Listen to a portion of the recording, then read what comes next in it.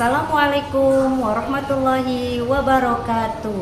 Kepada yang terhormat Bapak Ibu dosen penguji uji kinerja PPG dalam jabatan, perkenalkan saya Afifah Syaharazaki, mahasiswa PPG Fikih batch 4 tahun 2025 di LPTK UIN Sayyid Rahmatullah Tulung Agung dengan NIM 1802132525948. Pada hari ini, Senin, tanggal 26 Januari 2026, saya akan melaksanakan praktik pembelajaran dalam rangka penilaian uji kinerja di MA Tahfidz Al-Quran Ramadan kelas 11 dengan materi pernikahan dalam Islam. Terima kasih dan selamat menyaksikan. Wassalamualaikum warahmatullahi wabarakatuh. Selamat pagi anak-anak. Pagi, Bu. Oke, assalamualaikum warahmatullahi wabarakatuh. Waalaikumsalam warahmatullahi wabarakatuh. Nah, alhamdulillah. Gimana kabarnya hari ini? Alhamdulillah, luar biasa. Allahu Akbar. Nah, sebelum memasuki pembahasan, alangkah baiknya kita berdoa dahulu. Mari, pemimpinnya silakan. Baiklah teman-teman, sebelum belajar kita berdoa terlebih dahulu. Berdoa mulai. Bismillahirrahmanirrahim. Rabbi shrahli sadri wa yassirli amri wahlul 'uqdatam min lisani yafqahul qawli. Raditu billahi rabban wa bil islami dina wa bi Muhammadin nabiyya wa rasulah. Rabbi zidni ilma warzuqni fahma. Amin ya rabbal alamin. Oke, sekarang Ibu absen dulu ya. Pada hari ini kira-kira ada yang nggak masuk? Masuk semua. Alhamdulillah kalau begitu. Nah, sebagai menumbuhkan rasa nasionalisme kita, alangkah baiknya kita menyanyikan lagu Indonesia Raya ya nak ya. Silakan, monggo berdiri dulu.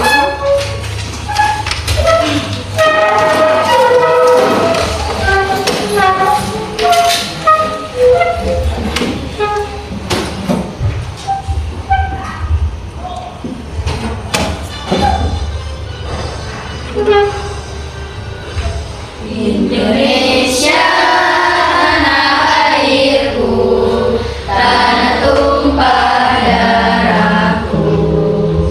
Di sanalah aku berdiri, jadi pandu ibuku.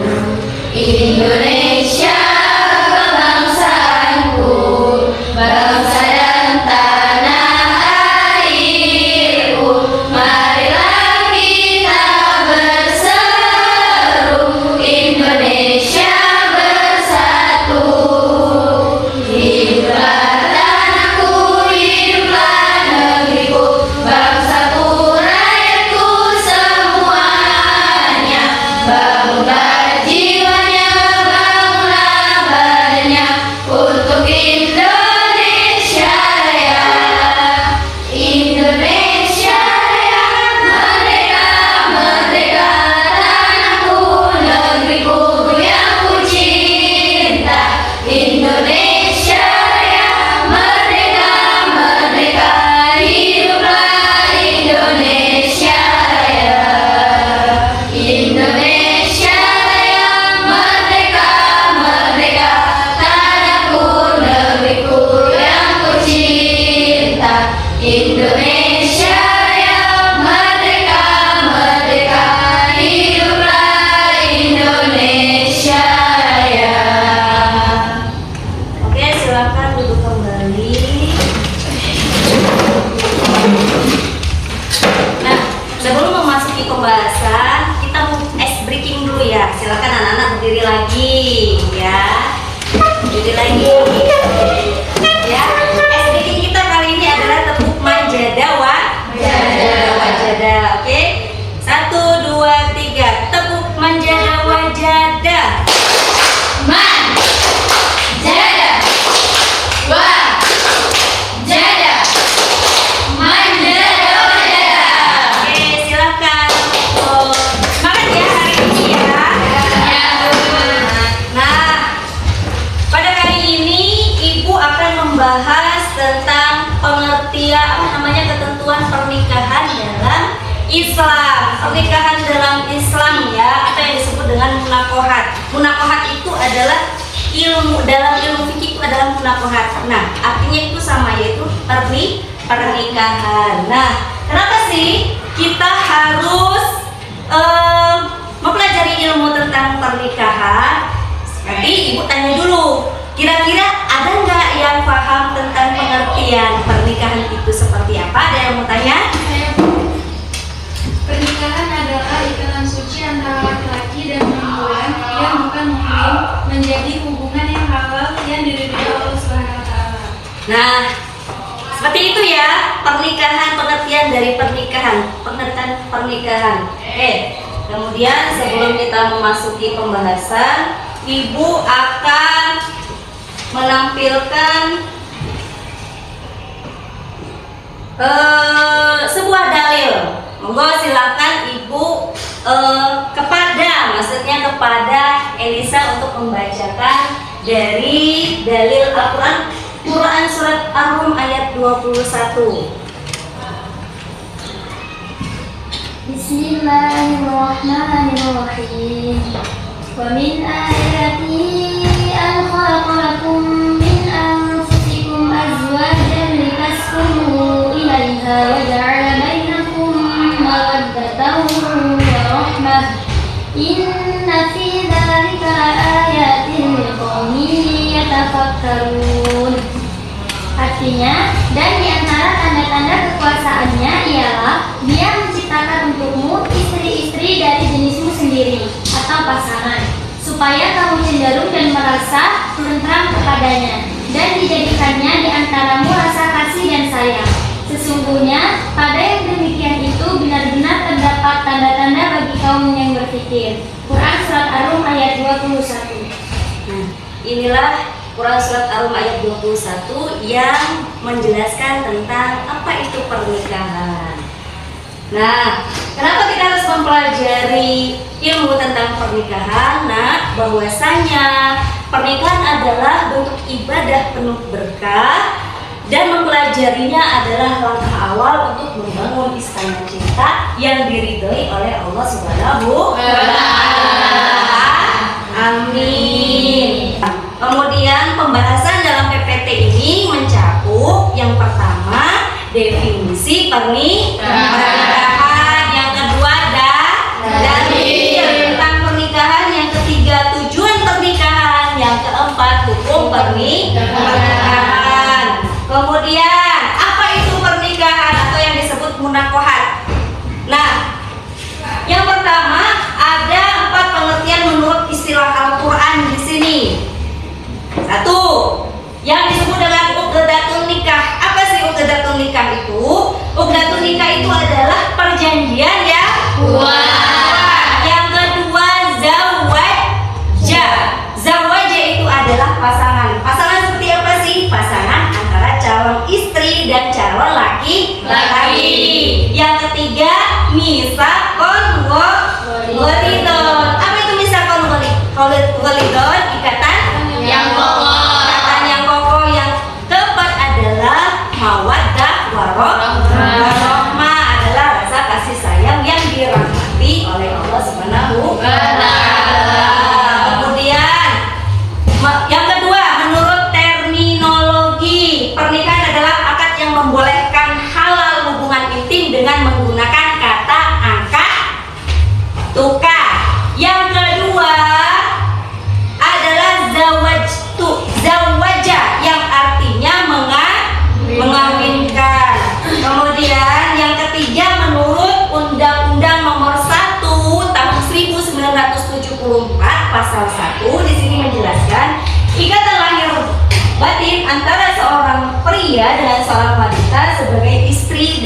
tujuan membentuk keluarga yang kekal dan bahagia berdasarkan ketuhanan yang Maha Esa.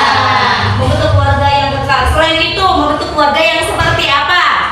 Membentuk keluarga yang sakinah, mawaddah, dan warahmah. Ibu tanya dulu, apa sih sakinah, mawaddah, warahmah itu? Ada yang sudah tahu?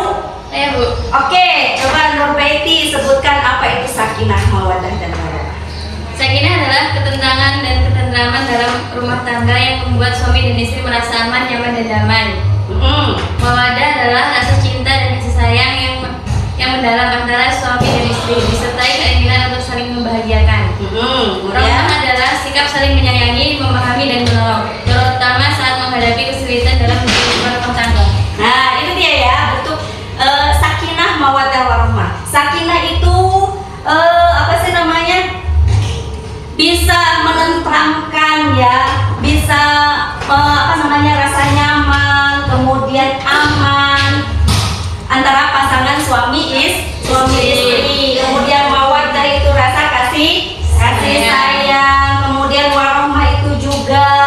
Nah, ini pengertian dari pernikahan itu sendiri. Kemudian selanjutnya nih ada dalil pernikahan lagi yang kita tadi sudah baca ya tentang Quran surat Ar-Rum ayat 21, dan di antara tanda-tanda kekuasaannya ialah dia menciptakan untukmu istrimu dari jenismu sendiri, yaitu pasangan. Kalau dilihat dari definisi menurut Al-Quran itu, dia kembali lagi kepada pengertian zawajah, yaitu pasangan. Kemudian supaya kamu cenderung dan merasa tentram kepadanya, yaitu sakinah. Kemudian diantara rasa kasih sayang, mawaddah, dan warahmah. Sesungguhnya pada yang demikian itu benar-benar terdapat bagi kaum yang berpikir. Ini dalil Al-Qur'annya. Kemudian ada kita menjelaskan tentang Quran surat An-Nur ayat 32, yang artinya nikahkanlah orang-orang yang masih membujang di antara kamu dan orang-orang yang layak menikah dari hamba-hamba sahayamu, baik laki-laki maupun perempuan. Jika mereka miskin, Allah akan memberi kemampuan kepada mereka dengan karunia-Nya. Nah, anak-anak, menikah itu juga pembawa pintu rizki. Bu, bagaimana kalau saya menikah nanti nggak ada rizki, nggak punya rizki? Nggak apa-apa, jangan takut menikah ya, jangan takut menikah, karena ketika kita sudah membina rumah tangga, insya Allah akan melampangkan rizki kita, insya Allah ya. Nah, kemudian Allah maha luas pemberiannya lagi maha mengetahui. Selanjutnya, menikah adalah sunnah Nabi. Di sini dalam hadis riwayat Muslim menjelaskan dari Anas bin Malik, ada beberapa sahabat Rasulullah yang berkata, saya tidak akan menikah. Sebagian lagi ada yang berkata, saya akan selalu sholat dan tidak tidur. Kemudian sebagian lagi berkata, saya berpuasa dan tidak akan berbuka. Sampailah berita ini kepada Rasulullah, sehingga Rasulullah pun bersabda, apa rasanya? Mengapa ada yang berkata begini begitu? Padahal saya berpuasa dan saya berbuka, kemudian saya sholat dan saya tidur, dan saya juga menikahi perempuan.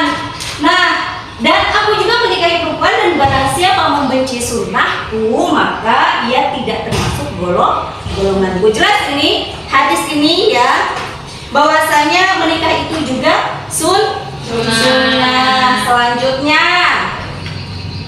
tujuan menikah. Nah, ada tujuan menikah di sini.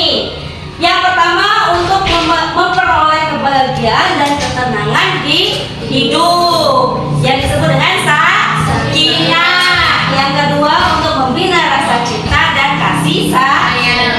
Yang ketiga, untuk memenuhi kebutuhan biologis yang sah dan diridhoi oleh Allah Subhanahu wa Ta'ala.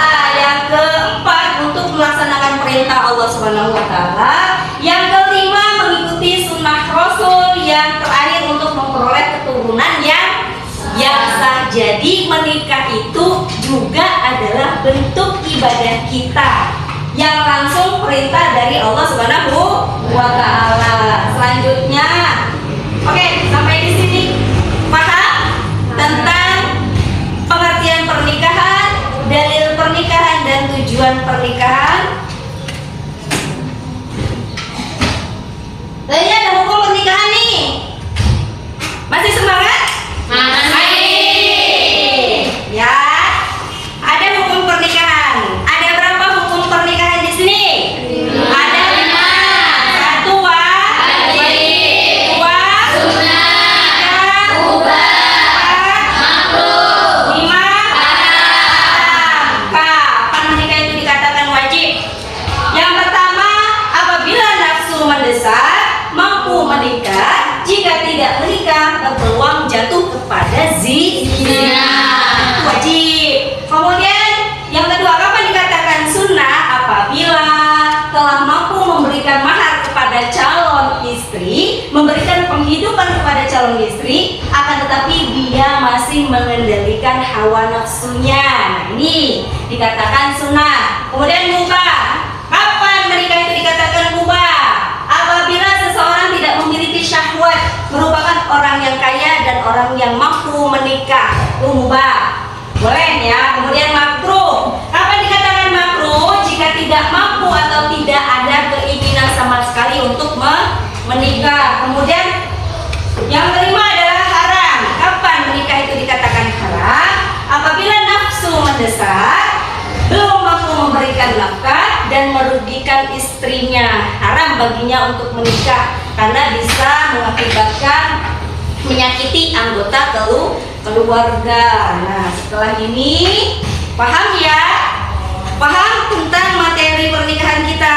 Paham. Ya, paham. Setelah ibu memaparkan materi ini, ibu akan menampilkan atau menyajikan sebuah video yang tentunya masih berkaitan dengan materi kita, yaitu pernikahan. Tolong diamati ya anak-anak.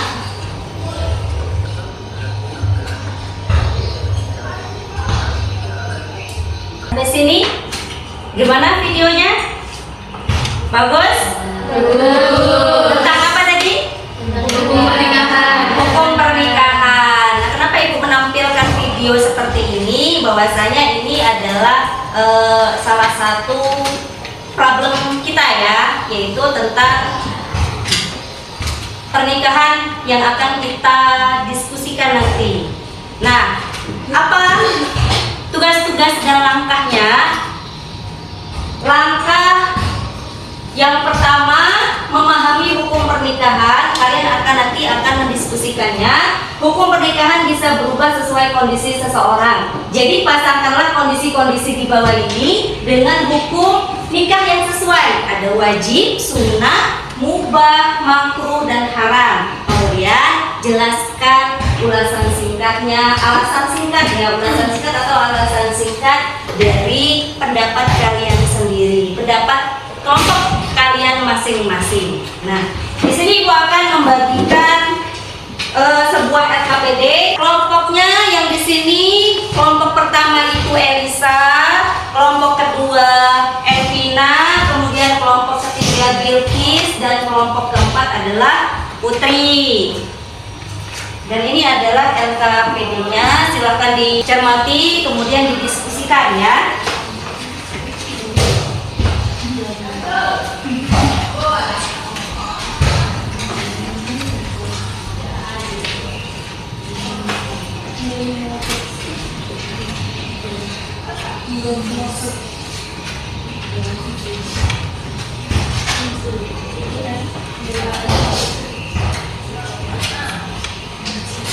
Bagaimana kondisinya? Yang pertama adalah Ahmad sudah mampu secara finansial, sehat jasmani dan rohani, serta sangat khawatir terjerumus ke dalam perbuatan zina jika tidak segera menikah. Itu kondisi pertama.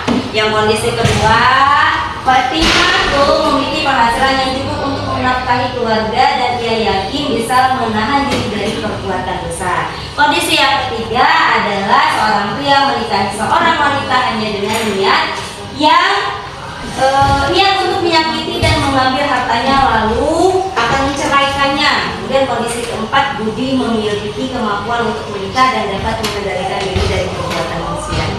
Silakan didiskusikan. Kemudian nanti sampaikan hasil kalian masing-masing setelah didiskusikannya.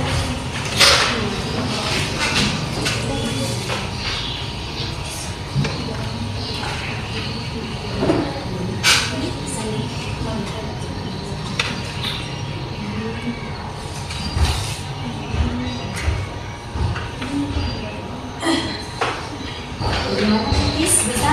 Bisa, Bu.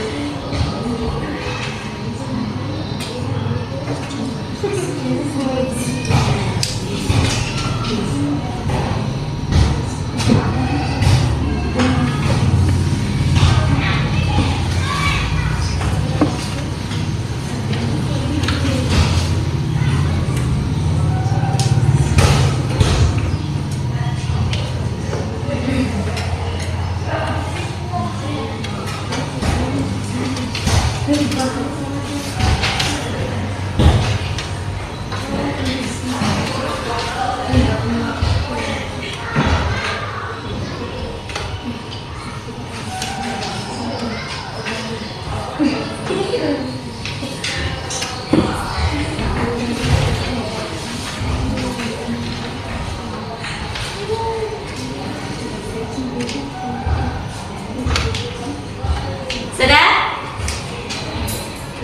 Sudah, Bu. Sudah? Sudah. Oke. Setelah itu menyampaikan hasil diskusi kalian setiap kelompoknya ya. Monggo silakan dari kelompok 1. Assalamualaikum warahmatullahi wabarakatuh. Waalaikumsalam warahmatullahi wabarakatuh. Di sini saya akan menyampaikan diskusi dari kelompok 1 dalam kondisi sebagai berikut. Kondisinya, Ahmad sudah mampu secara finansial, sehat jasmani dan rohani, serta sangat khawatir terjerumus ke dalam perbuatan zina jika tidak segera menikah. Hukum menikah bagi Ahmad adalah wajib. Dan alasan singkat menurut kami, Ahmad sudah memenuhi syarat untuk menikah, mampu secara finansial, sehat jasmani dan rohani, serta dikhawatirkan terjerumus ke dalam perbuatan zina jika tidak segera menikah. Sekian, terima kasih. Inilah hasil diskusi dari kelompok kami. Nah, kondisi dari Ahmad, jadi hukumnya adalah Wajib. Oke, sekarang kelompok 2. Silakan kelompok 2 menyampaikan hasil diskusinya. Assalamualaikum warahmatullahi wabarakatuh. Waalaikumsalam warahmatullahi wabarakatuh. Saya akan menyampaikan hasil diskusi dari kelompok kami dengan kondisi sebagai berikut. Raka belum memiliki penghasilan yang cukup untuk menafkahi keluarga dan ia yakin bisa menahan diri dari perbuatan dosa. Hukum menikah bagi Raka hukumnya makruh. Alasan singkat menurut kami, Raka belum memiliki penghasilan yang cukup untuk menafkahi keluarga dan ia yakin mampu menjaga diri serta menahan diri dari perbuatan dosa, sehingga memilih menunda tanggung jawab tersebut sampai ia siap secara finansial dan mental. Sekian, terima kasih. Oke, inilah hasil dari kelompok 2. Maka hukum bagi Raka adalah makruh. Hukum menikah bagi Raka adalah makruh. Sekarang kelompok 3. Silakan. Assalamualaikum warahmatullahi wabarakatuh. Waalaikumsalam warahmatullahi wabarakatuh. Saya akan menjawab hasil diskusi dari kelompok kami dengan kondisi sebagai berikut. Seorang pria menyambut seorang wanita hanya dengan niat untuk menyakiti dan mengambil hartanya. Lalu Dalam kondisi tersebut, hukumnya haram. Alasan singkat menurut kami, pernikahan dilakukan dengan niat buruk, yaitu untuk menyakiti pasangan dan mengambil hartanya, bukan untuk membina rumah tangga yang sah dan penuh tanggung jawab. Inilah hasil diskusi dari kelompok kami. Terima kasih. Jadi kondisi yang nomor 3 itu adalah hukum menikahnya bagi dia adalah haram. Sekarang kelompok 4, silakan kelompok 4. Assalamualaikum warahmatullahi wabarakatuh. Waalaikumsalam warahmatullahi wabarakatuh. Baiklah, saya akan menyampaikan diskusi kelompok kami. Kondisi budi sebagai budi memiliki kemampuan untuk menikah dan dapat mengendalikan dirinya dari perbuatan maksiat. Maka menikah bagi budi hukumnya sunnah. Alasan singkatnya karena budi telah memiliki kemampuan untuk menikah dan mampu mengendalikan dirinya dari perbuatan maksiat, sehingga ia dapat menjalani kehidupannya dengan penuh tanggung jawab dan menjaga diri sesuai nilai moral dan agama. Baiklah, ini hasil dari diskusi kami ucapkan terima kasih. Nah, ini kondisi yang keempat yang disampaikan oleh kelompok 4, yaitu budi menikah bagi budi hukumnya sunnah. Oke, sampai di sini paham semua? Artinya kalian sudah mencapai kriteria kemampuan untuk memahami tentang hukum-hukum pernikahan. Nah, setelah itu Ibu akan menyimpulkan dan merefleksikan materi hari ini. Oke, siapa yang akan menyimpulkan dari pengertian atau definisi pernikahan? Ya, silakan. Definisi dari pernikahan adalah akad yang diucapkan seorang laki-laki pada seorang perempuan yang dapat bergaul secara sah sesuai dengan agama syariat Islam. Nah, itu dia kesimpulannya. Kemudian refleksinya. Siapa yang akan merefleksikan? Ya, silakan. Refleksi pembelajaran pada materi ini menurut saya pembelajaran sangat menyenangkan dari materi pernikahan dalam Islam, karena saya juga dapat memahami beberapa hal yang berkaitan dengan pernikahan dan hukum-hukumnya. Yang pasti pembelajaran pada kali ini memiliki banyak sekali manfaat. Oke, alhamdulillah semuanya sudah paham. Nah, paham semuanya kan? Paham. Nah, setelah ini selesai ya kita. Sebelum kita menutup pembelajaran hari ini, Ibu akan menyampaikan pembelajaran selanjutnya, materi selanjutnya, yaitu tentang rukun dan syarat pernikahan. Alhamdulillah. Oke. Sekarang kita sudahi. Silahkan untuk pemimpin membaca doa penutup. Baiklah teman-teman, sebelum pulang kita berdoa terlebih dahulu. Berdoa mulai. Bismillahirrahmanirrahim. Subhanallahumma wa bihamdika asyhadu an la ilaha illa anta astaghfiruka wa atubu ilaik. Oke, Ibu akhiri. Usikum wa nafsi bitaqwallah. Wassalamualaikum warahmatullahi wabarakatuh.